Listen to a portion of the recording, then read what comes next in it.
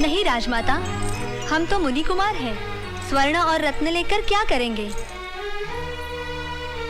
हमने हमारी रामायण के कथानायक श्री रामचंद्र के दिव्य मंगल स्वरूप को अपने नेत्रों से देख लिया। यही हमारा पुरस्कार है।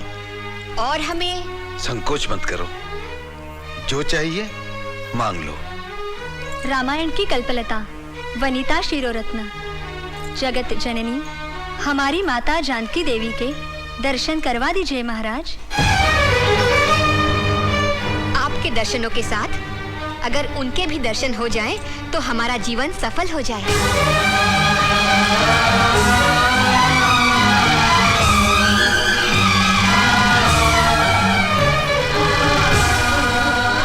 राजमाता, पुरुषोत्तम श्रीराम चले क्यों गए? वे अपना मुंह क्यों छुपा रहे हैं?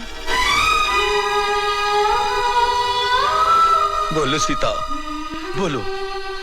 मैं उन बालकों को क्या उत्तर दूं? क्या उत्तर दूं? बोलिए ना राजमाता, आप मौन क्यों हैं? क्या हम माता जानकी के दर्शन नहीं कर सकते? क्या हम पर उनके दर्शनों का प्रतिबंध है? हे जगत माता, एक बार बाहर आओ। हमें दर्शन दो। दर्शन दो सीता माता। जगत जननी हमें दर्शन दो। जगत जननी हमें दर्शन दो। हमें दर्शन दो।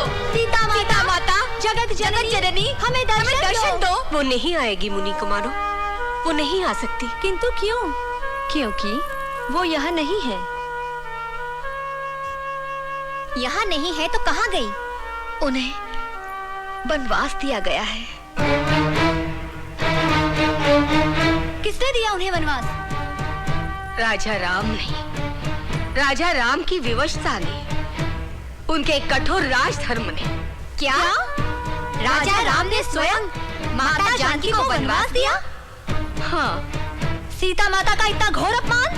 करुणा के सागर कहलाने वाले प्रभु श्री राम इतने कठोर? हम दिन रात जिनकी आराधना करते हैं वे इतने निष्ठुर? माता सीता के बिना श्री राम का चरित्र क्या है? माता जानकी के बिना रामायण में रस ही क्या रह जाता है? अकेले राम नाम से मुक्ति कैसे मिल सकती है? मोक्ष कैसे मिल सकता है? माता जानकी का त्याग करने वाले पत्थर से भी अधिक कठोर। हाँ, राम का नाम कभी नहीं लेंगे। आज के बाद हम कभी रामायण नहीं गाएंगे। अयोध्या में आना ही हमारी भूल थी, अब हम एक पल भी नहीं रुकेंगे। चलो भैया। सुनो, सुनो मुनि कुमारों, हमारी बात तो सुनो। नहीं, हमें अब कुछ नहीं सुनना।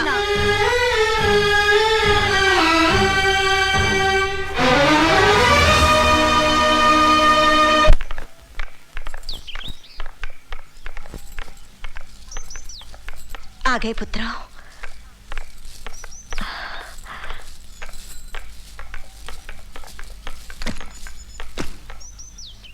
क्या हुआ लाओ? होना क्या है? सुना कुछ और था, देखा कुछ और। ये क्या कह रहे हो? तुम लोगों ने अयोध्यापुरी देखी ना? हाँ देखी, और उसके पुराधीश को भी देखा। तुम लोगों ने प्रभु श्री राम के दर्शन किए? हाँ कर लिए। वे कुशल पूर्वक तो है ना? उन्हें क्या कष्ट हो सकता है माँ? प्रेम से खाते हैं, आराम से रहते हैं, बड़े प्रसन्न हैं। माँ, राम का नाम लेने से तुम इतनी प्रसन्न क्यों हो जाती हो?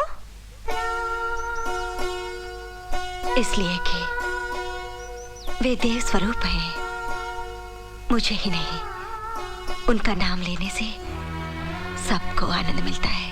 पहले हम भी ऐसा ही सोचते थे। वे पुरुषोत्तम हैं, सर्वगुण संपन्न हैं, आदर्श की मूर्ति है। किंतु उन्हें देखकर और उनसे मिलकर हमारे भ्रम का दर्पण टुकड़े टुकड़े हो गया। माँ, ऐसे क्यों कह रहे हो पुत्र? क्या उन्होंने तुमसे कुछ कहा? तुम्हारा अपमान किया? नहीं माँ, किंतु यदि वे हमारा अपमान भी करते तो इतना दुख नहीं होता जितना दुख ये जानकर हुआ कि उन्होंने माता जानकी का परित्याग करके उन्हें वन में भिजवा दिया। उस समय वे गर्भवती थी। राम ने ऐसा काम कैसे किया माँ? इसका कोई विशेष कारण होगा। अभी तुम बालक हो, नहीं समझोगे।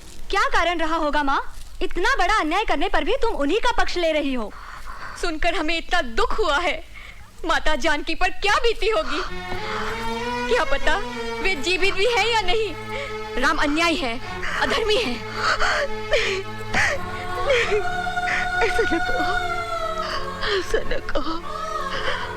वे बड़े हैं, महान है, महापुरुष है। हाँ, महापुरुष, बड़े, महान, किस बात में?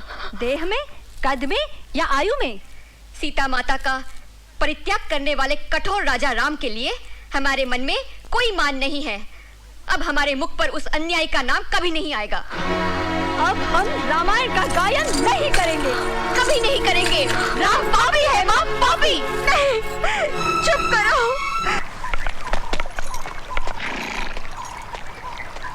प्रणाम मुनिवर। कौन हो तुम? मैं अयोध्यापति श्री राम का दूत हूँ। वे अश्वमेध यज्ञ की तैयारी कर रहे हैं। वे चाहते हैं कि आप अपनी शिष्यमंडली सहित पधारकर उन्हें कृतार्थ करें। श्री राम अश्वमेध यज्ञ कर रहे हैं। उनकी लोक पावनी भावना का हम आदर करते हैं। ईश्वर करे उनका ये यज्ञ सफल हो। हम आने का प्रयत्न करेंगे।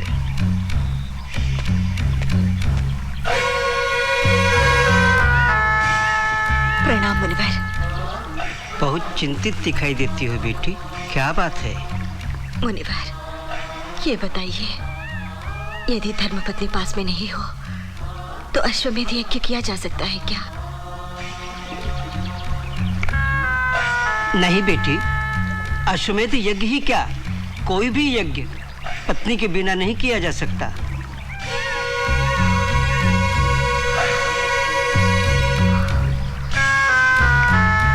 असंभव। किसी भी ब्रह्मचारी को अथवा पत्नी विहीन गृहस्थ को यज्ञ करने का अधिकार नहीं है।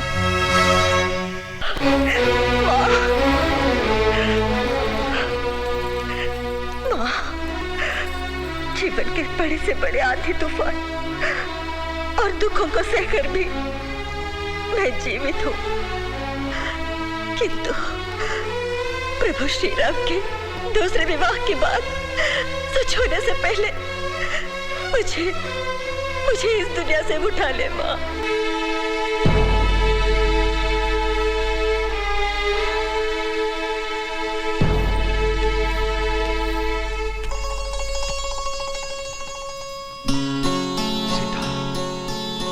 सीता, सीता, कौन है यहाँ? इस प्रतिमा के माथे पर कुमकुम का टीका किसने लगाया? कौन है यहाँ? सीता, सीता, सीता, मैं जानता हूं तुम यहीं कहीं हो। सीता, सीता, सीता, सीता। राघव, राघव, क्या हुआ राघव? क्या हुआ? माँ, सीता आई थी। सीता यहाँ आई थी माँ। तुम जैसे धैर्यवान पुरुष को ऐसी भ्रांति शोभा नहीं देती भैया। राघव, अपने आप को संभालो। तुम अब केवल साधारण पुरुष नहीं, युग पुरुष हो। इस सूर्यवंशी साम्राज्य की महाराजा हो। यदि तुम ही इस प्रकार भ्रांतियों के अंधकार में भटकते रहे तो इस रघुवंश की कीर्ति का क्या होगा? भ्रांतियों के अंधकार में मैं नहीं भटक रहा माँ, मैं सच कह रहा हूं। मैं देखिए, इस प्रतिमा के माथे पर ये टीका देखिए, आप सब लोग देखिए। क्या इसे आपने लगाया? नहीं। आपने लगाया? नहीं। आप में से किसी ने नहीं लगाया। इस चंद्रकार टीके को सीता के अतिरिक्त और कौन लगा सकता है माँ? ये कैसे संभव है भैया? सीता यहाँ कैसे आ सकती है? बार बार सीता की प्रतिमा देखकर तुम्हारी ये दशा हो गई है। आप लोग मानो या ना मानो, किंतु ये सत्य है। सीता की आत्मा यहाँ भटक रही है। गुरुदेव, मन की आकुलता ने मेरे प्रभु पर संदेह करने का अपराध किया है।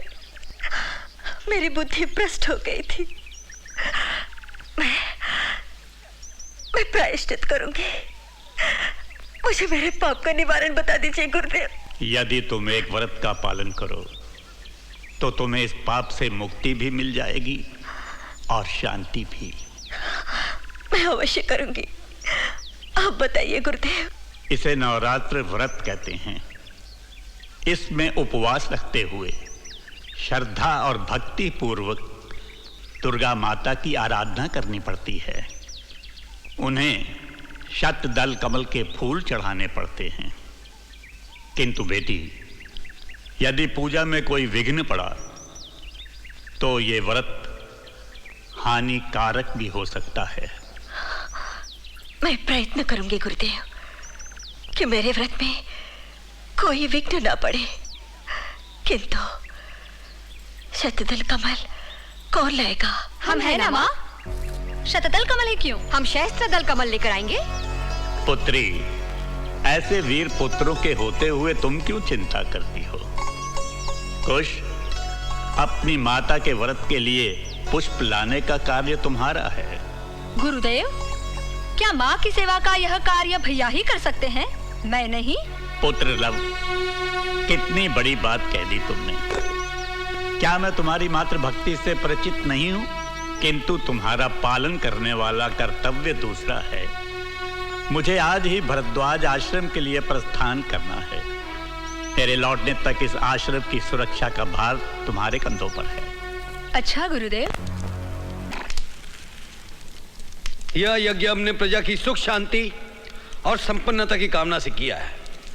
आज इस यज्ञ की पूर्णाहुति के लिए हम ये अश्व देश देशांतर में भ्रमण के लिए मुक्त करते हैं।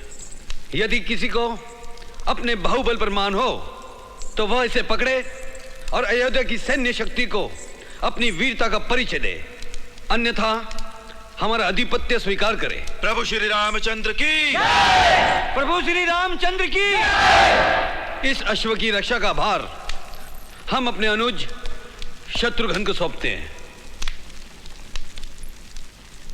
कुमार शत्रुघ्न की, प्रभु श्री रामचंद्र की, प्रभु श्री रामचंद्र की, प्रभु श्री रामचंद्र की।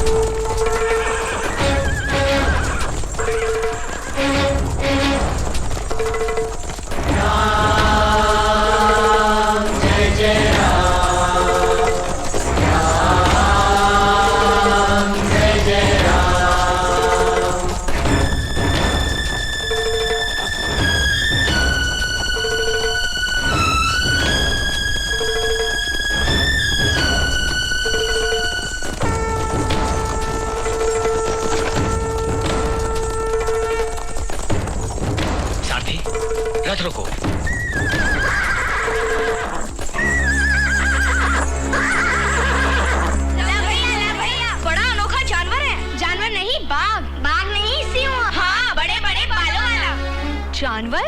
बाघ? सिंह? क्या कह रहे हो तुम लोग? वो देखो। अच्छा,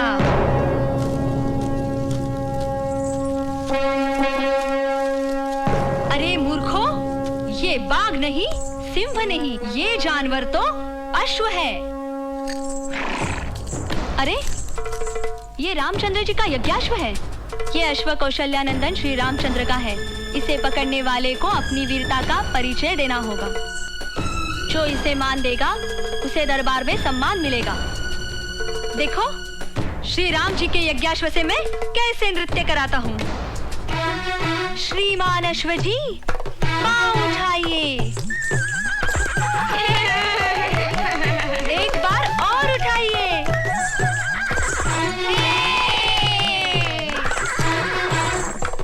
अब हमें प्रणाम कीजिए।